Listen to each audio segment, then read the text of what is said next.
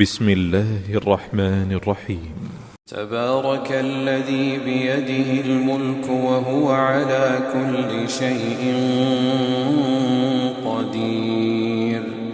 الذي خلق الموت والحياة ليبلوكم أيكم أحسن عملا وهو العزيز الغفور، الذي خلق 7 سماوات طباقا ما ترى في خلق الرحمن من تفاوت فارجع البصر هل ترى من فطور ثم ارجع البصر كرتين ينقلب إليك البصر خاسئا وهو حسير، ولقد زينا السماء الدنيا بمصابيح وجعلناها رجوما للشياطين وأعتدنا لهم عذاب السعير، وللذين كفروا بربهم عذاب جهنم وبئس المصير، إذا ألقوا فيها سمعوا لها شهيقا وهي تفور تكاد تميز من الغيظ، كلما ألقي فيها فوج سألهم خزنتها ألم يأتكم نذير، قالوا بلى قد جاءنا نذير فكذبنا وقلنا ما نزل الله من شيء إن أنتم إلا في ضلال كبير، وقالوا لو كنا نسمع أو نعقل ما كنا في أصحاب السعير، فاعترفوا بذنبهم فسحقا لأصحاب السعير، إن الذين يخشون ربهم بالغيب لهم مغفرة وأجر كبير، وأسروا قولكم أو اجهروا به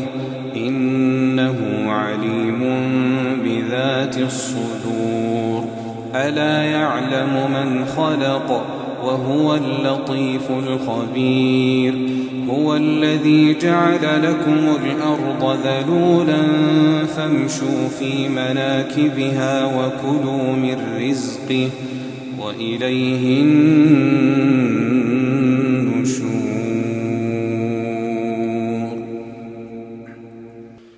أأمنتم من في السماء أن يخسف بكم الأرض فإذا هي تمور، أم أمنتم من في السماء أن يرسل عليكم حاصبا فستعلمون كيف نذير، ولقد كذب الذين من قبلهم فكيف كان نكير، أولم يروا إلى الطير فوقهم صافات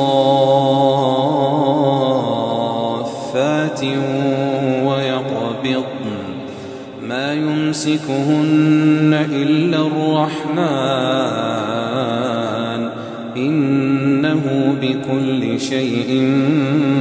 بصير،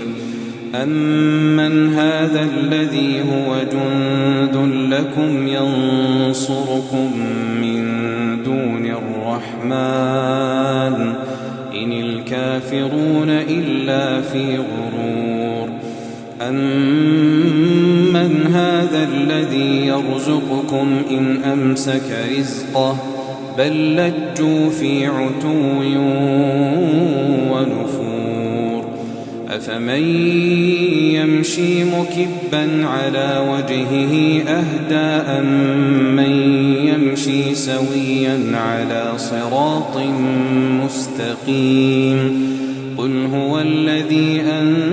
أنشأ أنشأكم وجعل لكم السمع والأبصار والأفئدة قليلا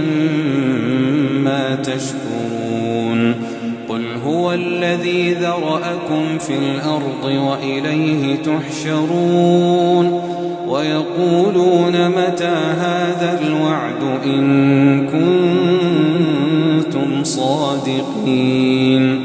قل إنما العلم عند الله وإنما أنا نذير مبين فلما رأوه زلفة سيئت وجوه الذين كفروا وقيل هذا الذي كنتم به تدعون قل أرأيتم إن أهلكني الله ومن معي أو رحمنا فمن